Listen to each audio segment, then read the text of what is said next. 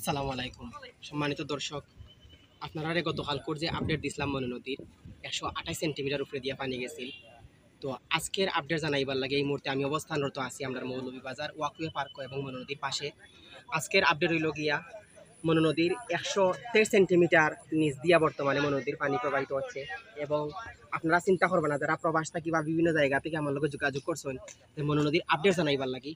তো আজকের আপডেট হইল গিয়ে 123 সেন্টিমিটার নিচ দিয়া বর্তমানে মনু নদীর পানি প্রবাহিত হচ্ছে এবং আপনারা জানেন মৌলভীবাজার বিভিন্ন জায়গাত পানিবন্দী যারা আছেন বা যারা ঘর বাড়িতে পানি প্রবেশ করছে এখনও আলহামদুলিল্লাহ অনেকটা পানি কমার পথে আছে।